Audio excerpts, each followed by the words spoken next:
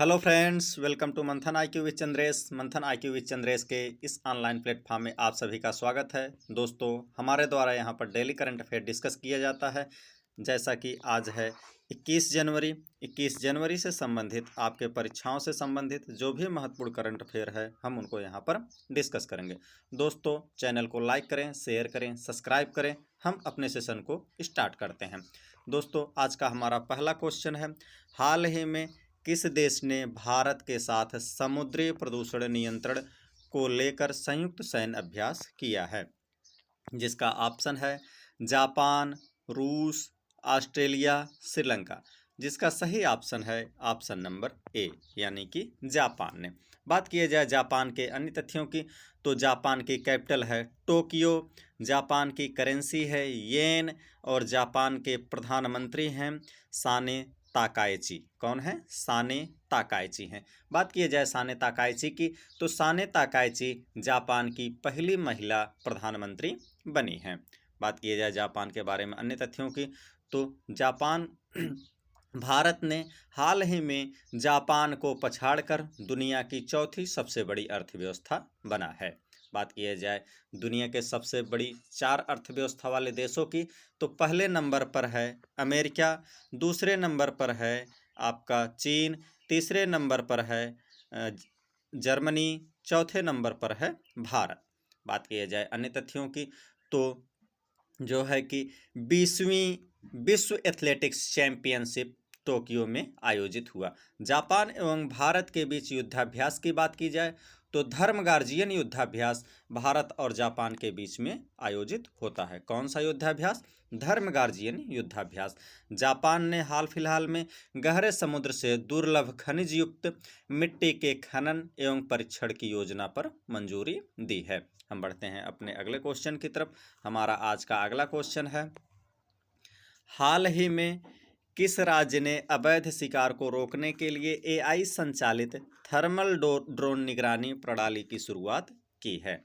जिसका ऑप्शन है असम, कर्नाटक, केरल, तमिलनाडु। जिसका सही ऑप्शन है ऑप्शन नंबर ए, यानी कि असम ने। बात किया जाए असम की, तो असम की कैपिटल है दिसपुर, असम के मुख्यमंत्री हैं हेमंत बिस्व शर्मा, असम के गवर्नर हैं लक्ष्मण आचार्य। बात किया जाए असम के बारे में, तो असम से आपको याद आना चाहिए कि भारत में चाय उत्पादन में असम प्रथम स्थान पर है। बात किया जाए असम के अन्य तथ्यों की, तो असम में है काजीरंगा नेशनल पार्क, जहां पर एक सींग वाला गैंडा पाया जाता है। क्या पाया जाता है? एक सींग वाला गैंडा पाया जाता है। अभी हाल फिलहाल में असम सरकार ने जो है कि गैंडा शिकार शून्य प्राप्त किया है, अर्थात पिछले वर्ष गैंडा का किसी एक भी गैंडे का शिकार असम में नहीं हुआ है। बात किया जाए असम की, तो असम में जो है कि आपका है देहिंग पटकई नेशनल पार्क, जिसे पूर्व का अमेजन भी कहा जाता है। के बोडो बाथी धर्म को असम के बोडो बाथी धर्म को अलग से जनगणना कोड मिला है। असम की एक अन्य तथ्य की बात की जाए, तो असम के मंत्रिमंडल ने बहुविवाह पर प्रतिबंध लगाने की मंजूरी दे दी है। हम बढ़ते हैं अपने अगले क्वेश्चन की तरफ। हमारा आज का अगला क्वेश्चन है, हाल ही में कहाँ रक्षा मंत्री राजनाथ सिंह ने गोला बारूद इकाई का उद्घाटन किया है? जिसका ऑप्शन है मुंबई, लखनऊ, नागपुर, कानपुर। जिसका सही ऑप्शन है ऑप्शन नंबर सी, यानी कि नागपुर में। बात किया जाए इसके बारे में, तो रक्षा मंत्री राजनाथ सिंह ने नागपुर में सोलर डिफेंस एंड एरोस्पेस में पूरी तरह से स्वचालित गोला बारूद संयंत्र का उद्घाटन किया है। हम बढ़ते हैं अपने अगले क्वेश्चन की तरफ। हमारा आज का अगला क्वेश्चन है, हाल ही में किस राज्य में 25 वर्ष बाद पेशा कानून लागू हुआ है? जिसका ऑप्शन है पश्चिम बंगाल, उत्तर प्रदेश, झारखंड, महाराष्ट्र। जिसका सही ऑप्शन है ऑप्शन नंबर सी, यानी कि झारखंड में। बात किया जाए झारखंड की, तो झारखंड की कैपिटल है रांची, झारखंड के मुख्यमंत्री हैं हेमंत सोरेन, झारखंड के गवर्नर हैं संतोष गंगवार। बात किए जाए पेशा कानून की, तो पेशा कानून का संबंध पंचायत से है। बात किया जाए झारखंड की, तो झारखंड के उधवा झील को देश की रामसर सूची में शामिल किया गया है। किसे? उधवा झील को। बात की जाए झारखंड की, तो झारखंड ने पहली बार सैयद मुश्ताक अली ट्रॉफी जीती है तथा झारखंड के ने लगातार 5वीं बार सब जूनियर महिला हॉकी का खिताब जीता है। झारखंड में अभी हाल फिलहाल में सरहुल महोत्सव मनाया गया। कौन सा महोत्सव? सरहुल महोत्सव मनाया गया। सरहुल महोत्सव मनाया गया। हम बढ़ते हैं अपने अगले क्वेश्चन की तरफ। हमारा आज का अगला क्वेश्चन है, हाल ही में किस राज्य द्वारा आमे पढ़िबा आमे भसारा योजना प्रारंभ की गई है? जिसका ऑप्शन है सिक्किम, उड़ीसा, तमिलनाडु, तेलंगाना। जिसका सही ऑप्शन है ऑप्शन नंबर बी, यानी कि उड़ीसा के द्वारा। उड़ीसा के कैपिटल की बात की जाए तो उड़ीसा की कैपिटल है भुवनेश्वर। उड़ीसा के मुख्यमंत्री की बात की जाए तो उड़ीसा के मुख्यमंत्री हैं मोहन चरण मांझी। उड़ीसा के राज्यपाल की बात की जाए तो उड़ीसा के राज्यपाल हैं डॉक्टर हरि बाबू। आमे पढ़िबा आमे भसारा योजना की बात की जाए तो इसके तहत 3 साल से लेकर 6 साल तक के बच्चों के लिए उनकी मातृभाषा में शिक्षा का प्रावधान दिया गया है। बात की जाए उड़ीसा के अन्य तथ्यों की, तो उड़ीसा में नुआखाई महोत्सव मनाया जाता है। कौन सा महोत्सव? नुआखाई महोत्सव मनाया जाता है। अभी हाल फिलहाल में उड़ीसा में 11 दिवसीय धनु यात्रा उड़ीसा में संपन्न हुआ है। बात किया जाए उड़ीसा के अन्य तथ्यों की, तो उड़ीसा में चिल्का लेक है जो कि भारत की सबसे बड़ी खारे पानी की झील है।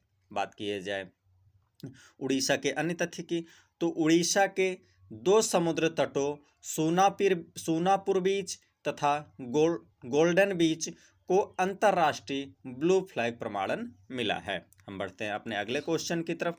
हमारा आज का अगला क्वेश्चन है, हाल ही में किसे भारतीय रेलवे का सर्वोच्च सम्मान मिला है? जिसका ऑप्शन है प्रतीक सिंह, चंदना सिन्हा, सुशीला कुमारी, इनमें से कोई नहीं। जिसका सही ऑप्शन है ऑप्शन नंबर बी, यानी कि चंदना कुमारी को। बात किया जाए चंदना कुमारी के बारे में, तो चंदना कुमारी एक आरपीएफ जवान है।